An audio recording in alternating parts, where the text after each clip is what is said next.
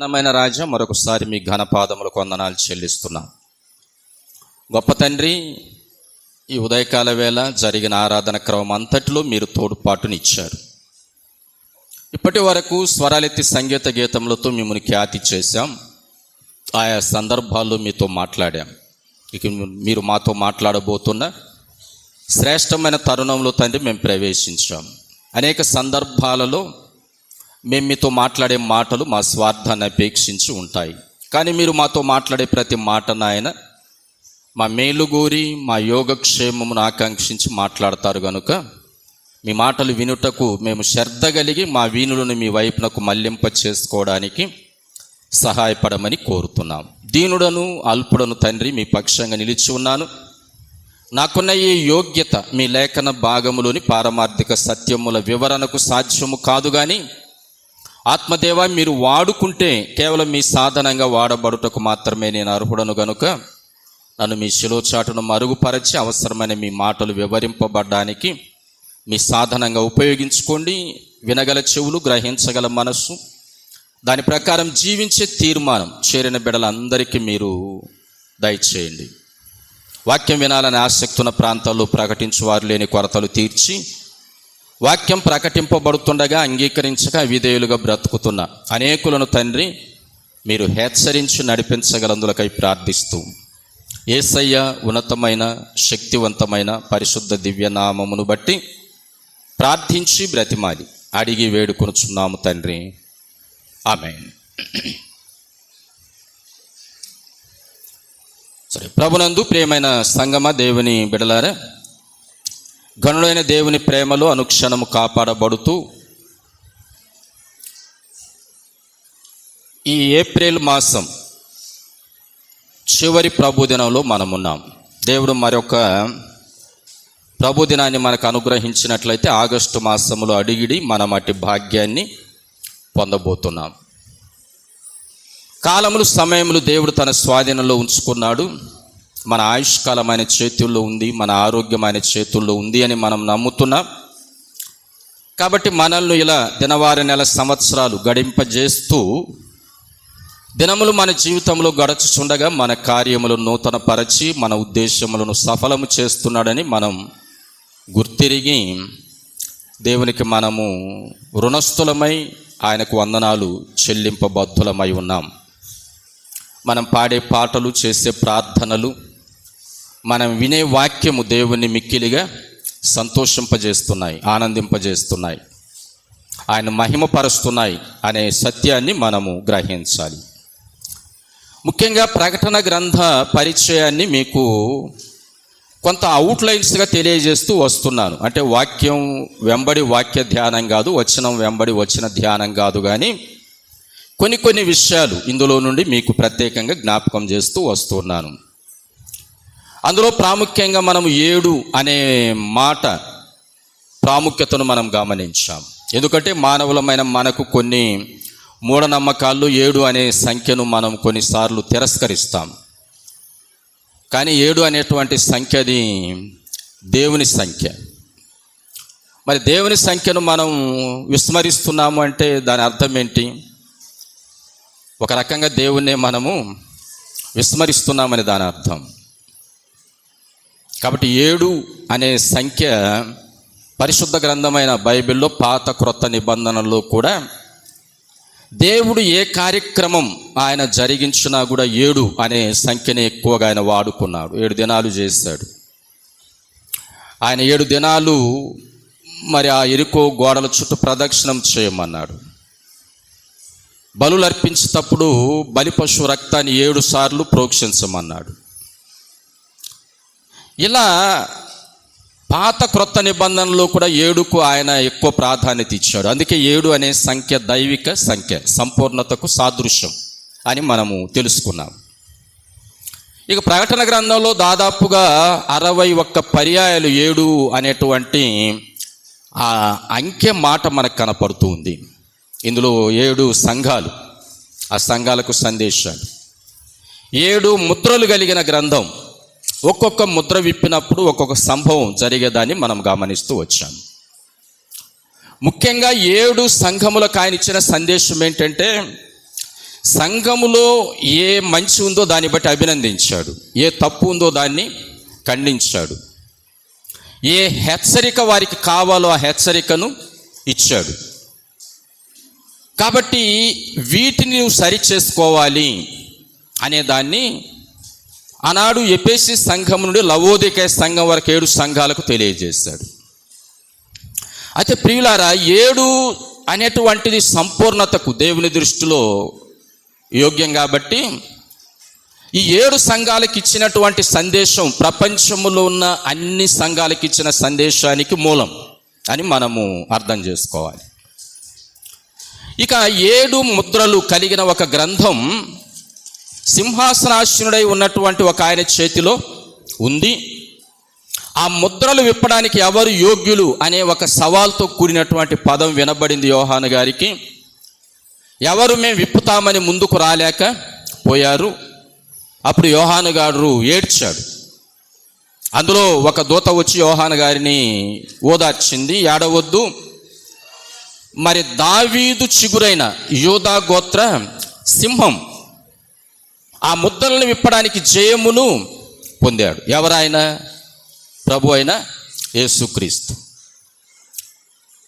దావీదు చిగురు యూదా గోత్ర సింహం గొర్రెపిల్ల ప్రభు అయిన యేసుక్రీస్తు. ఆయన ముద్రలు విప్పడానికి యోగ్యుడు అని తెలియజేశాడు.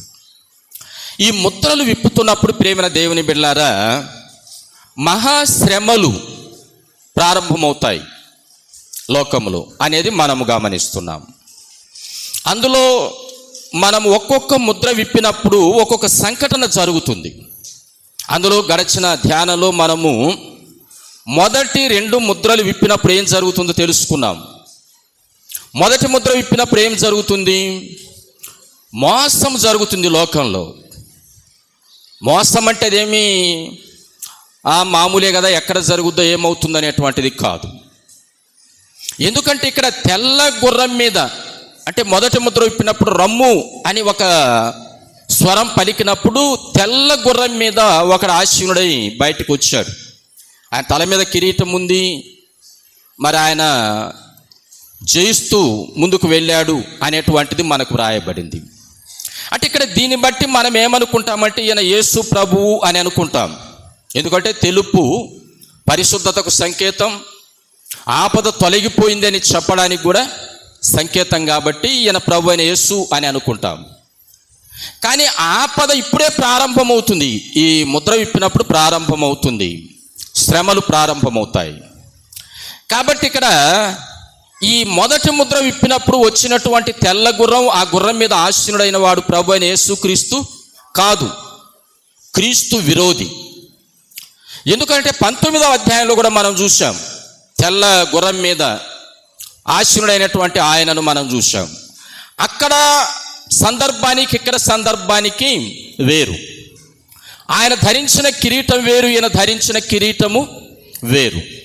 మనకైతే తెలుగులో కిరీటం ధరించబడిందని వ్రాశాడు, కానీ మనకు గ్రీకు భాషలో పరిశుద్ధ గ్రంథమైన బైబిల్ వ్రాయబడింది కాబట్టి 7వ అధ్యాయములో ధరించినటువంటి కిరీటం వేరు, 19వ అధ్యాయంలో ఆయన ధరించిన కిరీటము వేరు. ఆ రెండింటికి గ్రీకులో 2 వేరు పదాలు వాడబడ్డాయి. కాబట్టి మోసము జరుగుతుంది. నేనే క్రీస్తును అని పలువురిని మోసపరిచేటువంటి ప్రక్రియ ప్రారంభమవుతుంది. ఎప్పుడు? మొదటి ముద్ర విప్పినప్పుడు. అందుకే యేసు ప్రభు చెప్పిన జాగ్రత్త ఏంటంటే, ఎవరును మిమ్మును మోసపరచకుండా చూచుకోండి. అనేకులు నా పేరిట వచ్చి నేనే ఆయనని చెప్పి పలువురిని మోసము చేస్తారు. మోసపోకుండా ఉండాలి. ప్రియమైన దేవుని బిడ్డలారా, మనం మోసపోకుండా ఉండాలంటే దేవుని వాక్యాన్ని మనము క్షుణ్ణంగా చదవాలి. చదవకపోతే మనం మోసపోతాం. దేవుని వాక్యాన్ని జాగ్రత్తగా వినాలి. వినకపోతే మనము మోసపోతాం. మోసపోయిన తర్వాత మనం అయ్యో అని తల్లడిల్లినేక ప్రయోజనము లేదు. ఇప్పుడు లోకంలో జరుగుతున్న మోసాలు మనకు తెలుసు. హైటెక్ మోసాలు నేడు జరుగుతున్నాయి.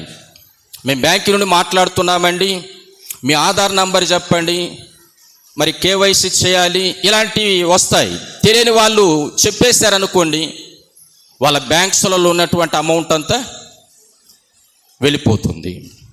ఆ తర్వాత లబలబలాడినా మనం ప్రయోజనము లేదు.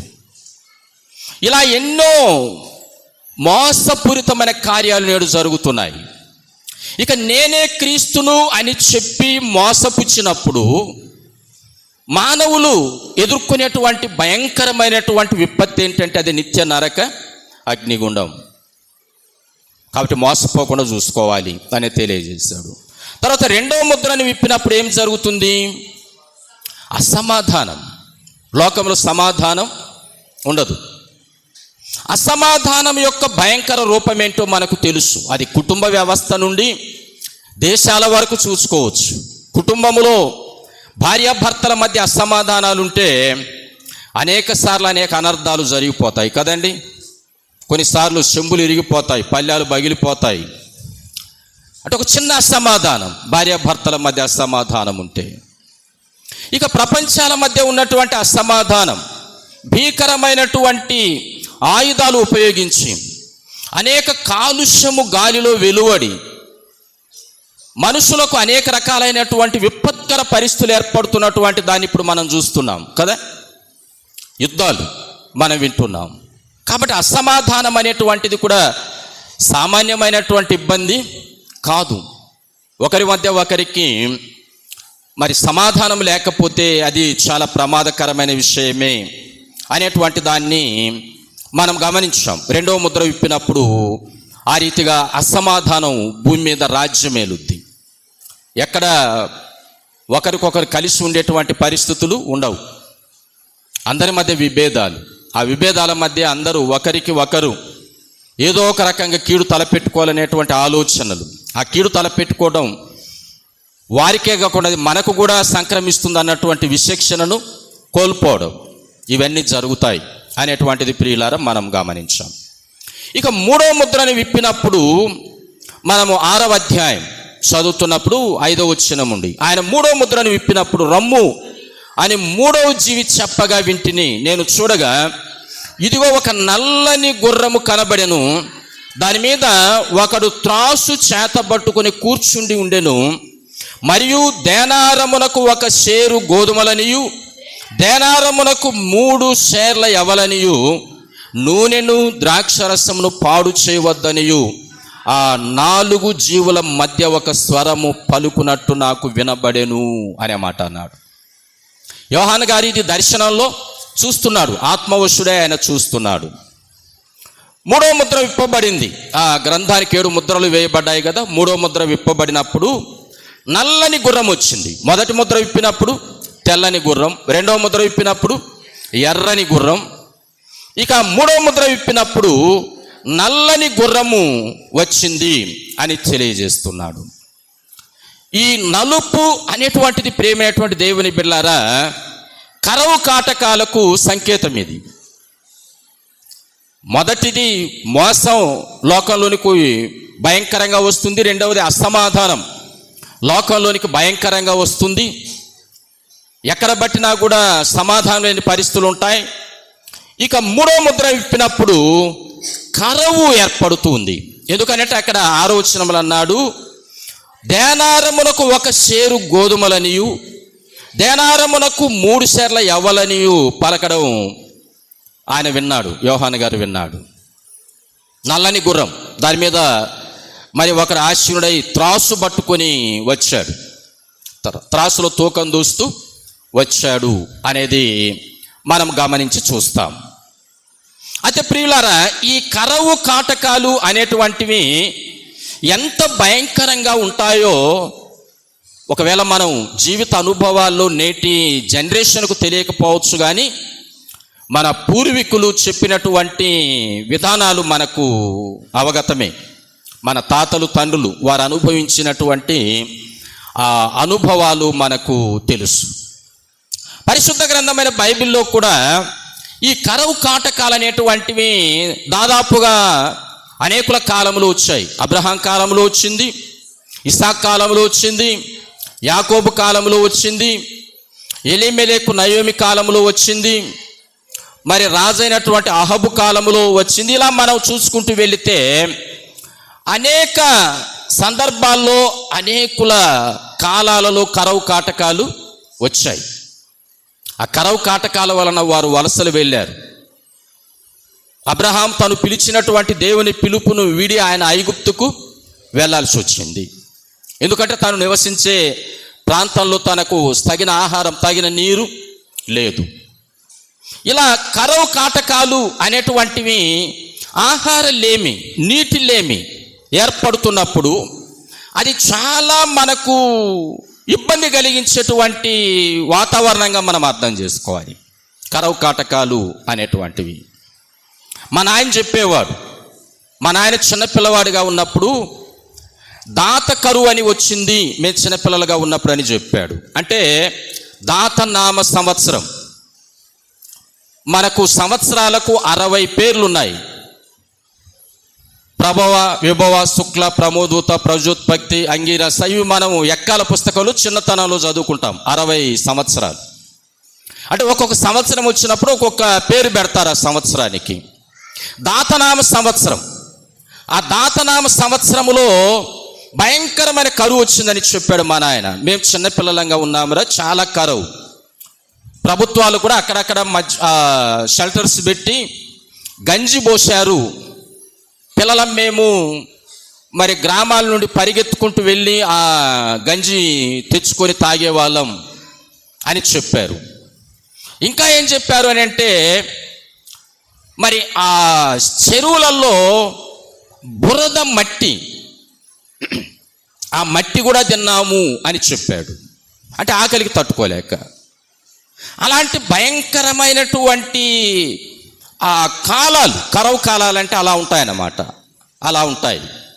పరిశుద్ధ గ్రంథమైన బైబిల్లో కూడా కరవు కాల పరిస్థితిని మనం ఒకసారి గ్రహించాలి అని అంటే, మనం రాజుల 2వ గ్రంథం చదువుతున్నప్పుడు ఇక్కడ ఆ కరవు పరిస్థితి ఎలా ఉంటుందో పరిశుద్ధ గ్రంథమైన బైబిల్లో దేవుడు మనకు తెలియజేశాడు. ఎందుకనంటే కరవు అంటే ఏంటోలే, ఏముందిలే, మనకు అన్నీ ఉన్నాయిలే అని మనం అనుకోవచ్చేమో, కానీ పరిస్థితులు కరవు కాలం సంభవిస్తే ఎంత దయనీయంగా ఉంటాయి అనేటువంటి దాన్ని తెలియజేయడానికి మనకు రాజుల 2వ గ్రంథం 6వ అధ్యాయం 24వ వచనం చదువుతున్నప్పుడు, అటు తర్వాత సిరియా రాజైన బెన్హదదు తన సైన్యం అంతటిని సమకూర్చి వచ్చి సోమ్రోనును ముట్టడించెను. అప్పుడు సోమ్రోనులో గొప్ప క్షామము కలిగి ఉండగా గాడిద యొక్క తల 80 రూపాయలకును, అరపావు పావురపు రెట్ట 5 రూపాయలకును అమ్మబడెను అనే మాట తెలియజేశాడు. ఏముంది ఇక్కడ, గాడిద తల 80 రూపాయలంటే పావురపు రెట్ట 5 రూపాయలంటే ఇదేం పెద్ద ఖరీదు కాదు కదా, ఇదేం కరువు అనుకోవచ్చు, అంతే కదా. అయితే ఈ పాత నిబంధన రాయబడిన కాలం ఎప్పుడు? క్రీస్తుకు పూర్వం. అంటే దాదాపుగా ఈ సందర్భాలు 4000 సంవత్సరాలకు పూర్వపు సంగతులు ఇవి. 4000 సంవత్సరపు పూర్వము ఒక గాడిద తల 80 రూపాయలు అని అంటే, ఒక పావురపు 1/2 కిలో రెట్ట 5 రూపాయలంటే చిన్న డబ్బు కాదు అది. ఇప్పుడైతే మనకి ఏమనిపిస్తుంది, ఏ 80 రూపాయలు 5 రూపాయలు అని అనిపిస్తుంది. కానీ ఈ సందర్భం జరిగింది దాదాపు 4000 సంవత్సరాల పూర్వం. అప్పుడు ఆ డబ్బు విలువ ఎంత ఉంటుందో మనం అర్థము చేసుకోవాలి. ఆ డబ్బు విలువ ఎంత ఉంటుందో మనం అర్థం చేసుకోవాలి. కాబట్టి అలా అమ్మింది అనేటువంటి మాటలు జ్ఞాపకానికి తెస్తాడు. వారు అంత కఠినముగా ముట్టడి వేసి ఉండిరి. అంతటా ఇశ్రాయేలు రాజు పట్టణపు ప్రాకారముల మీద సంచారము చేయగా ఒక స్త్రీ రాజును చూచి, రాజవైన నా ఏలినవాడ, సహాయము చేయమని కేక వేయుట విని, యెహోవా నీకు సహాయము చేయనిది నేనెక్కడ నుండి నీకు సహాయము చేయుదును? కళ్ళములో నుండి అయినను, ద్రాక్ష గానుగలో నుండి అయినను, దేనిలో నుండి అయినను ఇచ్చి సహాయము చేయ వల్లపడదే అని చెప్పాడు. ఒక స్త్రీ కేకలేసింది రాజుగారు వెళుతుంటే, రాజా నాకు సహాయం చేయని. ఎలా సహాయం చేయగలను నేను? దేవుడైన యెహోవా సహాయం చేస్తేనే ఏదైనా నీకు దొరుకుద్ది. మరి కళ్ళములో నుండి నేను నీకు ఏమి పంపించడానికి పంటలు లేవు, కళ్ళం చేసే పరిస్థితులు లేవు, చుట్టూ వేసినటువంటి ముట్టడి అలా ఉంది. అనేటువంటి దాన్ని మరి అక్కడ రాజుగారు ఆమెతో మాట్లాడుతూ తెలియజేస్తూ అన్నాడు. 28వ వచనం, నీ విచారములకు కారణమేమని ఆమెను అడుగగా, అది ఈ స్త్రీ నన్ను చూచి నేటి ఆహారములకు నీ బిడ్డను ఇమ్ము, రేపు మనము నా బిడ్డను భక్షించుదామని చెప్పినప్పుడు మేము నా బిడ్డను వంట చేసుకొని తింటిమి. అయితే మరునాడు యందు నేను దానిని చూచి నేటి ఆహారములకు నీ బిడ్డను ఇమ్మని అడిగి తిని, కానీ అది తన బిడ్డను దాచిపెట్టినని చెప్పాను. ఎలా ఉందండి కరువు? ఎంత భయంకరమైనటువంటి కరువు! ఆకలికి తట్టుకోలేక బిడ్డలను చంపి వంట చేసుకొని తిన్నంతటి కరువు. కరువు అంటే ఏదో మనం సింపుల్గా చూస్తే సరిపోదు. మహాశ్రమల కాలంలో వచ్చేటువంటి ఆ కరువు ఎలా ఉంటుందంటే ఇలా ఉంటుందన్నమాట. ఇది మనకు ఉదాహరణ. ఇజ్రాయేలు రాజుతో మరి వారు ఆ సిరియా రాజు అయిన బెన్హదదు ఇజ్రాయేలు దేశాన్ని చుట్టుముట్టినప్పుడు ఇజ్రాయేల్ దేశంలో ఏర్పడిన కరువు ఎలా ఉంది అని అంటే, ఇద్దరు స్త్రీలు మాట్లాడుకున్నారు, ఈరోజు నా బిడ్డను వంట చేసుకొని తిందాం, రేపు నీ బిడ్డను వంట చేసుకొని తిందాం అని మాట్లాడుకున్నారు. అంటే ప్రియులారా, ఎంత దయనీయంగా ఉంటుందో కరువు కాటకాలనే మనం అర్థం చేసుకోవాలి. రాజుగారితో ఒక స్త్రీ ఆ విషయాన్ని ఫిర్యాదు చేసింది. రాజుగారితో ఫిర్యాదు చేసింది, నిన్నటి దినము మేమిద్దరం మాట్లాడుకొని నిన్నటి దినము నా బిడ్డను వంట చేసుకొని తిన్నాం, ఈరోజు తన బిడ్డను ఆహారములకు తీసుకొని రమ్మంటే తన బిడ్డను దాచిపెట్టి మరి ఆహారము నాకు ఆ బిడ్డను తీసుకొని రావడం లేదని ఫిర్యాదు చేసింది.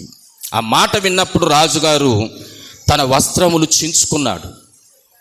ఎంత దయనీయమైనటువంటి కరువు ప్రజల్లో!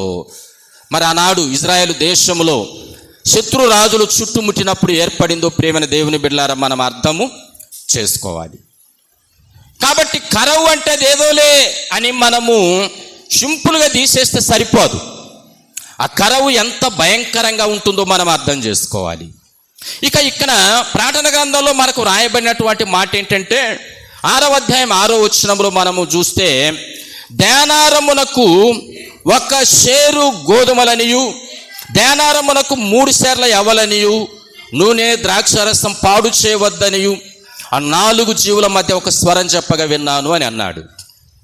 1 దేనారమునకు 1 షేరు గోధుమలు అని అన్నాడు. 1 దేనారం అని అంటే మనకు క్రింద దాదాపు ₹1 కావచ్చు అని అన్నాడు. మరి ఆనాడు ₹1 అనేటు దాని విలువ మనం గమనించాలి. ఇక్కడ ₹1 అంటే ఇప్పుడు మనకేమనిపిస్తుంది, అది మనకు పెద్దలు లెక్క కాదు. కానీ ప్రకటన గ్రంథం రాయబడిన కాలం ఎప్పుడు?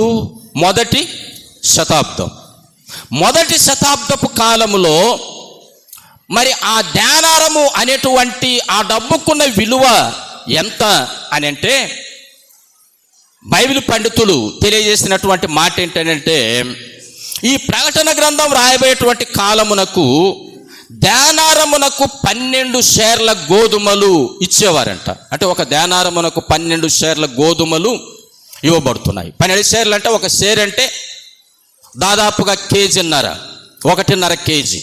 షేరు అని అంటే మన కొలతల ప్రకారం 1.5 కేజీ. మరి 1.5 కేజీ అని అంటే 12 షేర్లు అని అంటే ఎన్ని కేజీలు? 18 కేజీలు. 1 దేనారమునకు ప్రకటన గ్రంథం రాయబడే కాలమునకు 18 కేజీల గోధుమలు ఇవ్వబడుతున్నాయి. ఆ సందర్భంలో దేవుడు చూపిస్తున్న మాట ఏంటంటే, 1 దేనారమునకు 1 షేరు గోధుమలు అనేది యోహాను గారికి ఇక్కడ చూపిస్తున్నాడు. అంటే 18 కేజీల గోధుమలు 1 దేనారమునకు వస్తుంటే, ఇక పంట లేకపోతే ఆ ధాన్యానికి డిమాండ్ ఏర్పడితే 18 షేర్ల గోధుమలు రావలసిన డబ్బుకు 1 షేరు గోధుమలు వచ్చాయి. ఇక ఈ యవలు అనేటువంటివి ఇవి సాధారణంగా బీదల ఆహారానికి అప్పుడు చినాష ప్రాంతంలో వాడబడేవి. ఇవి గోధుమల కంటే 3-4 రెట్లు ఎక్కువ ఇచ్చేవారంట 1 దేనారమునకు.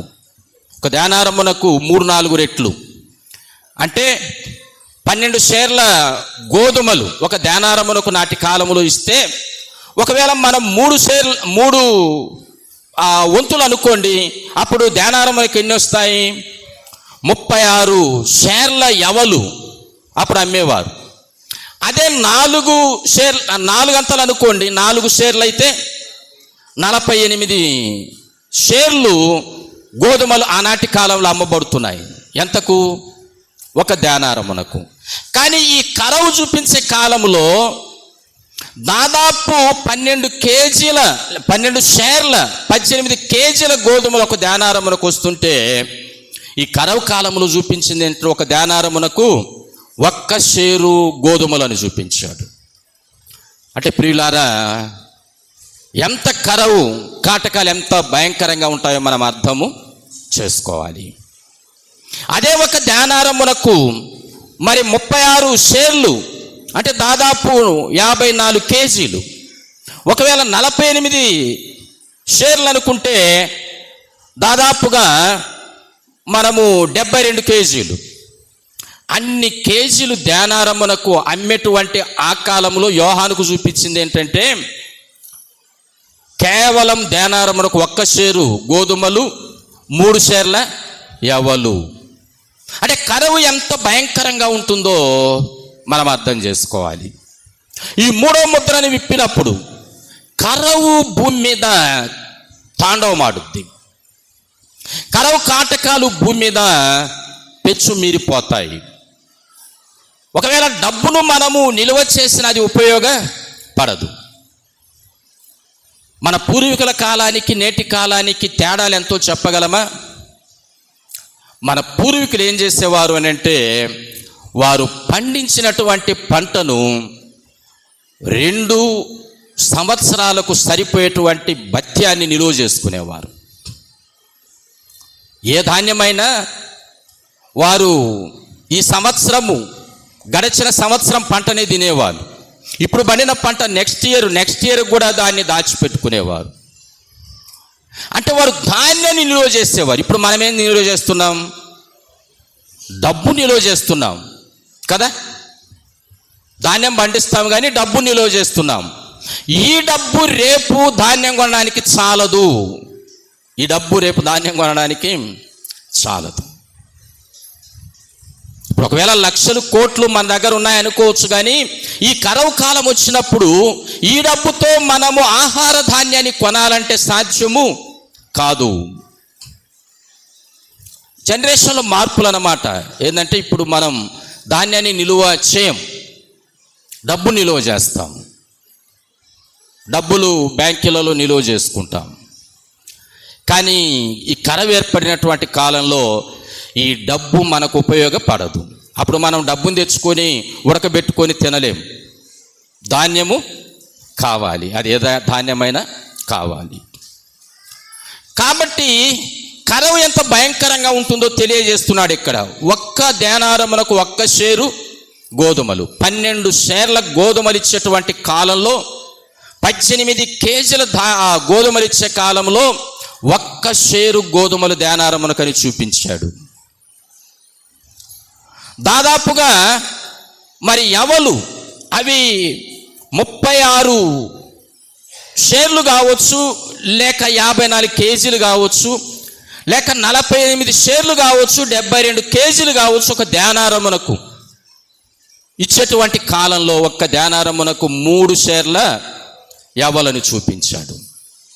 అంటే ఎంత భయంకరంగా కరువు తాండవిస్తుందో ప్రేమైన దేవుని బిడ్డలారా మనం అర్థం చేసుకోవాలి. ఇప్పుడు మనకు అర్థం కాదు, ఇది ఏముందిలే అని ప్రార్థన గ్రంథం చదువుతున్నప్పుడు ఏముందని మనకు అనిపిస్తుంది. కానీ ఇది ప్రారంభమైతే, ఇది సంభవిస్తే, ఒకవేళ మనం అప్పుడు సజీవులమై ఉంటే, మనం ఒకవేళ అవిశ్వాస జీవితంలో ఉంటే, అప్పుడు దాన్ని రూపాన్ని మనము చూడాల్సి వస్తుంది, దాని అనుభవాన్ని మనం పొందాల్సి వస్తుంది అనే విషయాలు ప్రియమైన దేవుని బిడ్డలారా మనం అర్థం చేసుకోవాలి, గ్రహించాలి అనే విషయాన్ని నేను జ్ఞాపకానికి తెస్తున్నాను.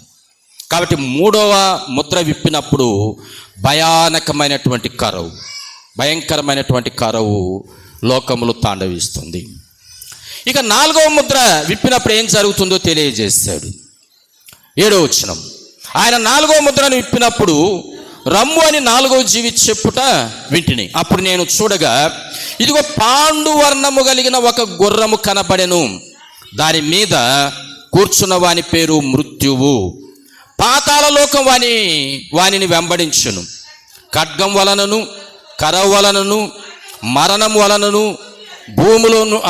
భూమిలో నుండి క్రూర మృగముల వలనను భూనివాసులను చంపుటకు భూమి యొక్క 4వ భాగంపైన అధికారము వానికి ఇయ్యబడెను.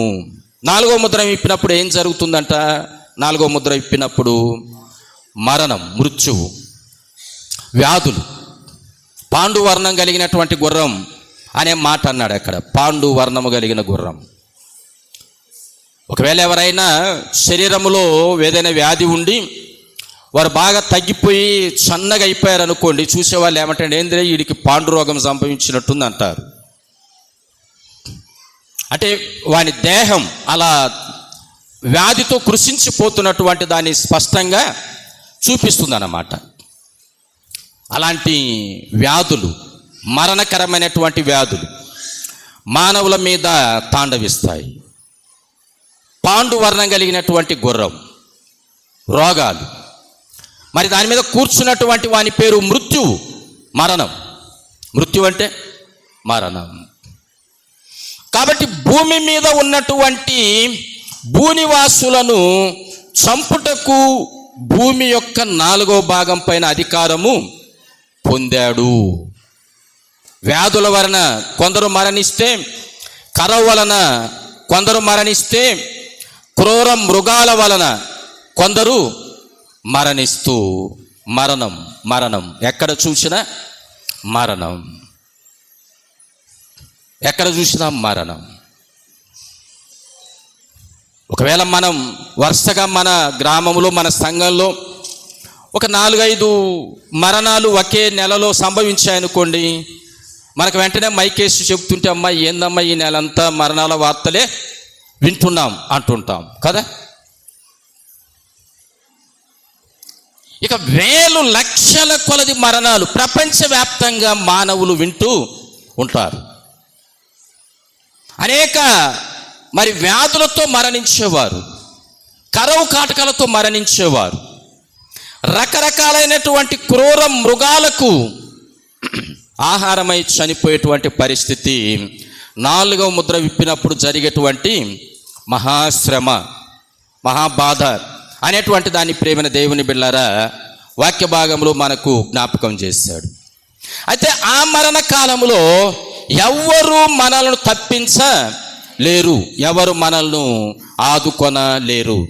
అందుకే మనం యెహెజ్కేలు గ్రంథం చదువుతున్నప్పుడు, యెహెజ్కేలు గ్రంథం 14వ అధ్యాయం చదువుతుంటే, ఇలాంటి శ్రమలు వచ్చినటువంటి కాలంలో నోవహు, యోబు లాంటి ఒకవేళ నీతిమంతులు ఉన్నా వారు కూడా మనలను దీని నుండి తప్పించలేరు అనే మాటలు జ్ఞాపకానికి తెచ్చాడు. దాదాపుగా మీరు 14వ అధ్యాయం 12వ వచనం నుండి చదువుకోండి ఇంటి దగ్గర, మీకు ఆ విషయాలు కనపడతాయి. నోవహు, దానియేలు, యోబు ఇలాంటి వారు ఉన్నా కూడా వారి నీతి చేత వారినే రక్షించుకుంటారు కానీ వారు ఇతరులను రక్షించలేరు. ఎవరి నీతి వారిని రక్షిస్తుంది కానీ నా నీతి నిన్ను, నీ నీతి నన్ను రక్షించదు. అది మనం ఇక్కడ నేర్చుకోవాల్సినటువంటిది, అది మనం ఇక్కడ గ్రహించాల్సినటువంటిది. ఒకవేళ ఇప్పుడు మనం 22వ వచనాన్ని చదివితే ఇక్కడ మనకు తెలియజేయబడుతున్నటువంటి మాటలు వాక్య భాగంలో గమనిస్తాం. 22వ వచనం చదువుతున్నప్పుడు అక్కడ అంటాడు,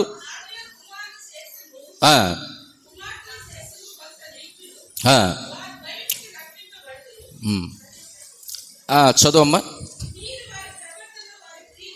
Hmm.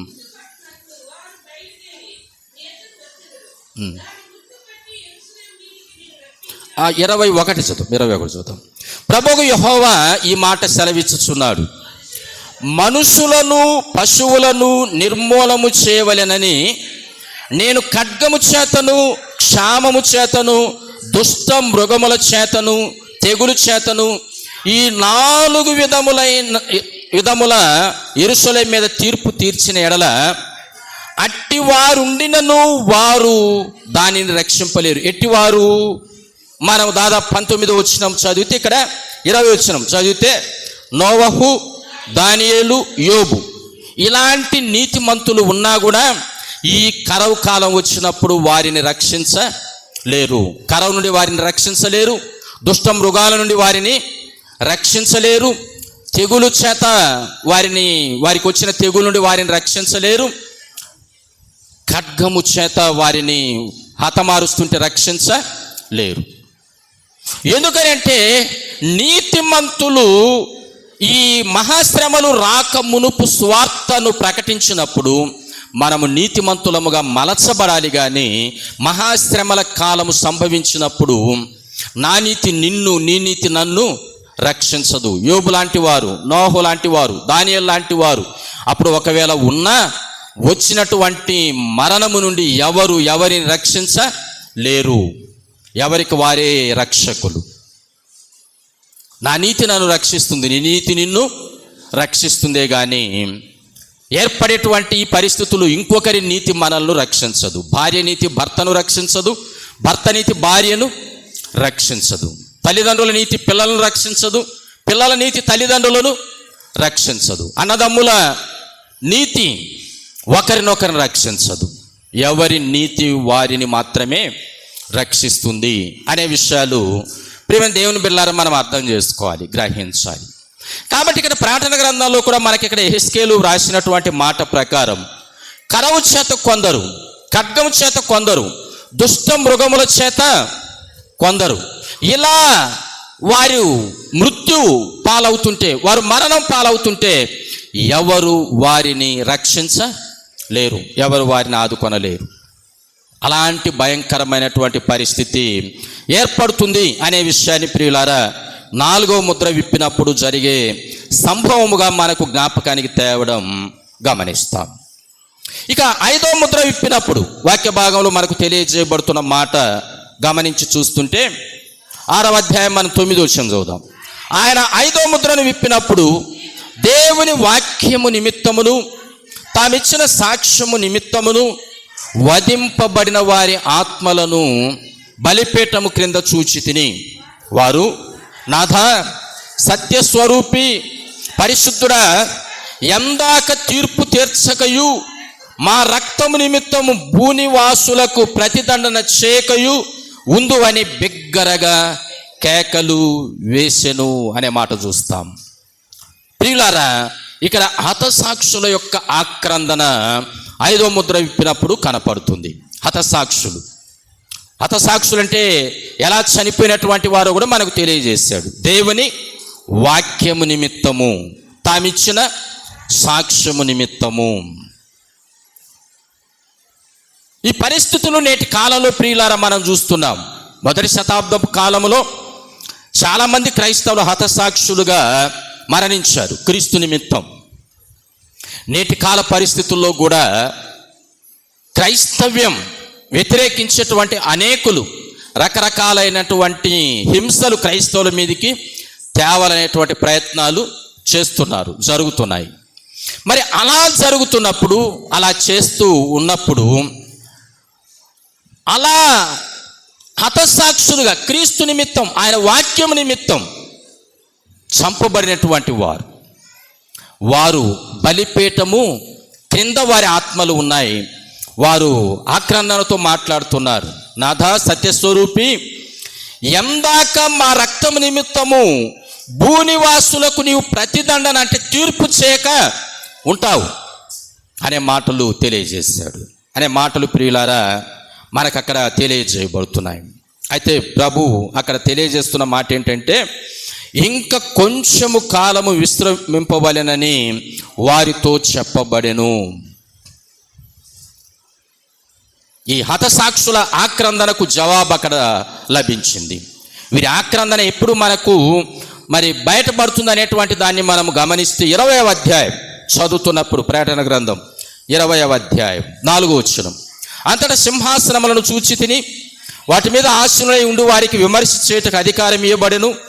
మరియు క్రూర మృగములకైనను దాని ప్రతిమకైనను నమస్కారము చేయక తమ నొసల యందు గాని చేతుల యందు గాని దాని ముద్రలు వేయించుకొనని వారిని యేసు విషయమై తామిచ్చిన సాక్ష్యము నిమిత్తము దేవుని వాక్యము నిమిత్తము శిరచ్ఛేదము చేయబడిన వారి ఆత్మలను సూచితిని. వారు బ్రతికిన వారై 1000 సంవత్సరములు క్రీస్తుతో కూడా రాజ్యము చేసిరి. ఇక్కడ మహాశ్రమల కాలంలో 5వ ముద్రను విప్పినప్పుడు వీరు ఆక్రందన చేస్తున్నారు. నాదా సత్యస్వరూపి, మా రక్తం నిమిత్తం ఇంకా ఎంతకాలం భూనివాసులకు నీవు ప్రతిదండన చేయక ఉంటావని కేకలేస్తుంటే ప్రభు అంటున్నాడు, ఇంకా కొంచెము కాలము విశ్రమించాలి, ఇంకా కొంచెం కాలం పడుతుంది. ఆ కాలము మనకు 20వ అధ్యాయానికి వచ్చినటువంటి సందర్భంలో అర్థమవుతుంది.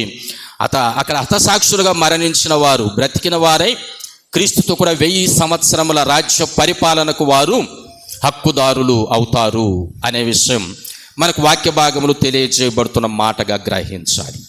కాబట్టి 5వ ముద్ర విప్పినప్పుడు హతసాక్షుల ఆక్రందన మనకు బయలుపరచబడుతూ ఉంది. ఇవన్నీ మహా శ్రమలకు సంకేతంగా ప్రియులారా మనం అర్థం చేసుకోవాలి, గ్రహించాలనే మాటను గుర్తుకు తెస్తున్నాను. ఇక 6వ ముద్రను విప్పినప్పుడు ఏం జరుగుతుందో తెలియజేశాడు. 12వ వచనం మనం చదివితే, ఆయన 6వ ముద్రను విప్పినప్పుడు నేను చూడగా పెద్ద భూకంపము కలిగెను, సూర్యుడు కంబలి వలె నలుపాయను, చంద్రబింబమంతయు రక్తవర్ణమాయను, పెద్ద గాలి చేత ఊగులాడు అంజూరపు చెట్టు నుండి కాయలు రాలినట్టు ఆకాశ నక్షత్రములు భూమి మీద రాలెను. ప్రియమైన దేవుని బిడ్డలారా, భూకంపం కలుగుతుంది, సూర్యచంద్రులు వారి కాంతిని కోల్పోతున్నారు, నక్షత్రాలు రాలిపోతున్నాయి. అంటే ఏంటి ఇక్కడ? ప్రకృతి ప్రళయం ఏర్పడుతుంది. నేడు మరి అనేక దేశాల్లో ఆయా దేశాల్లో భూకంపం కలిగినప్పుడు ఎలాంటి పరిస్థితులు ఏర్పడతాయో మన వార్తల్లో వింటూ ఉంటాం. అతి మహాశ్రమలు వచ్చినప్పుడు భూమి అంతటా ఇది జరుగుతుంది, భూమి అంతటా భూకంపాలు. అలాగే సూర్యుడు తన కాంతిని కోల్పోతాడు, చంద్రుడు తన కాంతిని కోల్పోతాడు. ఇక నక్షత్రాలు ఎలా రాలుతాయంటున్నాడంటే, ఓ పెద్ద గాలి వస్తే ఆ అంజూరపు చెట్టు ఆ గాలికి ఊగులాడుతున్నప్పుడు అంజూరపు కాయలు రాలినట్టు అని అన్నాడు. అంటే ఇది చిన్నాశ ప్రాంతంలో ఉన్నప్పుడు అక్కడ వ్రాయబడిన గ్రంథం కాబట్టి అంజూరపు చెట్లు అక్కడ ప్రత్యేకమైన ఫలవృక్షాలు కాబట్టి అంజూరపు చెట్టును వాడాడు. ఇప్పుడు మనకు అంజూరపు చెట్లు లేవు కదా, మనం ఎలా అర్థం చేసుకోవాలంటే మనకున్న చెట్లలో ఏ చెట్ల కాయలైనా పెద్ద గాలి వచ్చినప్పుడు రాలిపోయేదని మనం అర్థం చేసుకోవచ్చు. మన ఇంటి ముందు ఒక జామ చెట్టు ఉంది, ఒక పెద్ద గాలి వచ్చినప్పుడు ఏమైపోతాయి? అన్నీ రాలిపోతాయి. ఒక మామిడి చెట్టు ఉంది, రాలిపోతాయి. అక్కడ ఆ ప్రాంతంలో అంజూరపు చెట్టు ఉంది కాబట్టి అంజూరపు కాయలు రాలినట్లు అని చూపించాడు. మనం ఇప్పుడు ఏం అర్థం చేసుకోవాలంటే మన దేశంలో మన సమీపంలో ఏ చెట్లు ఉంటాయో అవి కాపుకొచ్చినప్పుడు అవి కాయలు కాసినప్పుడు పెద్ద గాలి వస్తే అవి ఎలా రాలిపోతాయో ఆకాశంలో నక్షత్రాలు అలా రాలిపోతాయి అన్నాడు. సరే, ఇంటి ముందు జామ చెట్టు కాయలు రాలిపోతే మనకేమి ఇబ్బంది ఏం లేదు. ఒకవేళ చాలా కాలం నుండి మనం పెంచుకున్నాం, అయ్యో పాకానికి వచ్చేరకు రాలిపోయాయని బాధపడతాం. కానీ నక్షత్రాలు రాలిపోతే బాధ ఎలా ఉంటుందంటే, నక్షత్రం జామకాయ కాదు, నక్షత్రం మామిడికాయ కాదు, కొన్ని లక్షల టన్నుల బరువు కలిగినటువంటిది నక్షత్రం. మనకైతే పార చూస్తున్నప్పుడు చిన్నగా కనపడతాయి, కానీ ఆ నక్షత్రాల పరిమాణము కొన్ని టన్నుల విలువ, ఆ బరువు కలిగినటువంటిది ఒక్కొక్క నక్షత్రము. ఒక నక్షత్రం మనమున్న ఇంటి మీదనే పడింది అనుకోండి, సాపట్టలాగా మన ఇల్లు అణిగిపోద్ది అన్నమాట. నక్షత్రం ఈ కాయలాగా రాలిపోయినాయంటే ఏముందిలే, జామకాయలు రాలిపోయినాయి, మామిడికాయలు రాలిపోయినాయి, ఏముంది? నక్షత్రాలు రాలిపోతే ఏమి జరుగుతుందంటే, ఎక్కడ రాలిపోతున్నాయో అక్కడ కొన్ని పరిధులు భూభాగం, ఆ కొన్ని కిలోమీటర్ల భూభాగం స్మాష్ అయిపోద్ది. అక్కడ మన గృహాలున్నా, మనకు అక్కడ ఏవి ఉన్నా అవన్నీ కూడా ఏమి మనకు ఉపయోగపడవు. ఒకవేళ మనం సజీవులంగా 4వ భాగం తప్పించుకున్నటువంటి సంఖ్యలో ఉన్నవి ఏవి మనకు ఉపయోగపడవు. ఇలాంటి భయానకమైనటువంటి పరిస్థితులు 6వ ముద్రను విప్పినప్పుడు జరుగుతాయి భూమి మీద అనేటువంటి విషయాన్ని ప్రియమైన దేవుని బిడ్డలారా వాక్య భాగంలో తెలియజేయడం మనము గమనిస్తాం. కాబట్టే ఇక్కడ మనకు వాక్య భాగంలో చెప్పినటువంటి మాటలు 17వ వచనంలో గమనిస్తే, మరి సింహాసనాసీనుడై ఉన్నటువంటి ఆ గొర్రెపిల్ల యొక్క ఉగ్రత మహాదినం వచ్చెను, దానికి తాళజాలగలిగిన వాడు ఎవడు? ఈ గొర్రెపిల్ల ఒక్కొక్క ముద్ర విప్పుతుంటే, ఈ యూదా గోత్ర సింహం ఒక్కొక్క ముద్ర విప్పుతుంటే, ఈ దావీదు చిగురైనటువంటి క్రీస్తు ఒక్కొక్క ముద్ర విప్పుతుంటే, ఒక్కొక్క భయానకమైన శ్రమ వస్తుంటే దానిని తట్టుకొని తాళగలిగినటువంటి వాడు ఎవడు ఉండడు. ఎవరు మాత్రం తాలుకుంటారు? యోబు, దానియేలు, నోవహు లాంటి నీతిమంతులు మాత్రమే. ఎవరు ఆ పరిస్థితి నుండి తట్టుకోలేరు. అవిశ్వాసులు దానిని తట్టుకోలేరు. ఏదో క్రైస్తవులమని మాట వరుసకు చెప్పుకొని బ్రతికే ఎవరు తట్టుకోలేరు. యోబు లాంటి, దానియేలు లాంటి, నోహు లాంటి నైతిక విలువలు కలిగి ఉంటేనే తట్టుకోగలుగుతాం, మనల్ని మనం రక్షించుకోగలుగుతాం. లేదంటే మనము తప్పించుకోవడానికి అవకాశమే లేదు. ఇలాంటి భయానకమైనటువంటి పరిస్థితులు ఒక్కొక్క ముద్ర విప్పినప్పుడు జరుగుతాయని తెలియజేశాడు. ఇవన్నీ ప్రియులారా ఇప్పుడు మనకు మచ్చుకు జరుగుతుంటాయి. అంటే మనం అర్థం చేసుకోవడానికి, బైబిల్ను మనం ప్రకృతిని అర్థం చేసుకోవడానికి కనపడతాయి. యుద్ధాలు వచ్చాయి, ఎంతమంది చనిపోయారు వార్తలు మనం వింటూ ఉంటాం. ఈ మధ్య జరిగినటువంటి యుద్ధాల్లో వేలకు లక్షల మంది చనిపోతున్నారు అని అంటే వారిని భూస్థాపన చేయడానికి, వారిని ఎక్కడెక్కడ వారి శవాలు ఉన్నాయో తెలియని ఒక వాతావరణం. కరోనా కూడా అదే మనకు నేర్పించింది. కరోనా వ్యాధి వచ్చినప్పుడు చనిపోయినటువంటి ఆ శవాలను మనం సమాధి చేయలేని ఆ భయానక వాతావరణాన్ని చూపించింది కూడా మనము గ్రహించడానికే, మనం అర్థం చేసుకోవడానికే. భూమి మీద ఉన్నటువంటి మానవులు అయ్యో ఇలా చనిపోతే పరిస్థితి ఏంటి అని అర్థం చేసుకోవడానికే. కానీ మానవులు అర్థం చేసుకునే పరిస్థితులలో లేరు. మానవులు అర్థం చేసుకునే స్థితిగతుల్లో లేరు అనే మాటను ప్రియులారా మనం గమనించాలి. మొదటి ముద్ర విప్పినప్పుడు మోసం, 2వ ముద్ర విప్పినప్పుడు అసమాధానం, 3వ ముద్ర విప్పినప్పుడు కరవు కాటకాలు, 4వ ముద్ర విప్పినప్పుడు మరణం, 5వ ముద్ర విప్పినప్పుడు హతసాక్షుల ఆక్రందన, 6వ ముద్ర విప్పినప్పుడు ప్రకృతి ప్రళయం. ఇలా ముద్ర వేయబడినటువంటి ఆ 7 ముద్రలు వేయబడినటువంటి గ్రంథం ఒక్కొక్క ముద్ర విప్పుతుంటే ఒక్కొక్క ప్రళయం భూమి మీద జరుగుతుంది. అయితే నోవహు, దానియేలు, మరి యోబు లాంటి నీతిమంతులు వాటి నుండి తాలుకుంటారు, కానీ ఆ స్థితి లేని వారు తాలుకోవడానికి అవకాశము లేదు, తప్పించుకోవడానికి అవకాశము లేదు. వీరు అప్పుడు వారిని తప్పించే అవకాశము లేదు. ఈ నీతిమంతులు వారిని అప్పుడు తప్పించే అవకాశము లేదు. కాబట్టి ప్రియమైన దేవుని బిడ్డలారా, ఇది మనం సజీవులమై ఉన్న కాలంలో జరగబోతుందో, ఒకవేళ మనం ఈ లోకయాత్ర ముగించిన తర్వాత జరగబోతుందో నిర్దిష్టంగా మనం ఎవరిమి చెప్పలేము. కానీ ఒకవేళ మనం సజీవులమై ఉన్న కాలంలోనే మహాశ్రమలు ప్రారంభమైతే మన స్థితి ఏంటి? మనం యోబులాగున్నామా, నోహులాగున్నామా, దానియేలులాగున్నామా? ఈ స్థితి నుండి మనం తప్పించుకోగలమా అని ఎవరికి వారం ప్రశ్నించుకోవాల్సిన అవసరతను దేవుని మాటగా, పరిశుద్ధాత్మ దేవుని తలంపుగా ప్రియులారా నేను జ్ఞాపకానికి తెస్తూ ఈ మాటలతో ముగిస్తున్నాను. దేవుడి మాటలు మనందరి ఆత్మల మేళ్ల కొరకై దీవించి, ఈ మహాశ్రమల కాలంలో ఒకవేళ మనం ఆ స్థితిలో ఉన్నా కూడా తప్పించబడగలిగిన నైతిక విలువలు మనం కలిగి బ్రతకడానికి పరిశుద్ధాత్మ దేవుడు సహాయపడాలని కోరుతూ ముగిస్తున్నాను.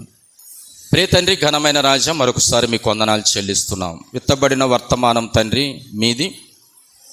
ఆ మాటలు ప్రభు బిడ్డల హృదయాలు నాటుకొని వారి హృదయాంతరాలను పరిశీలన చేసుకొని మహాశ్రమల కాలంలో ఆ స్థితుల నుండి బయటపడడానికి నైతిక విలువలు, క్రీస్తునందు భక్తి మాత్రమే ఉపయోగపడుతుందని అర్థం చేసుకొని జీవితాలు సరిదిద్దుకొని సాగిపోవడానికి, చేరిన బిడ్డలతో పాటు అనేక మందికి ప్రేరేపణ కలగడానికి సహాయపడమని కోరుతూ యేసయ్య శక్తివంతమైన పరిశుద్ధ దివ్యనామమును బట్టి ప్రార్థించి బ్రతిమాలి అడిగి వేడుకొనుచున్నాము తండ్రి.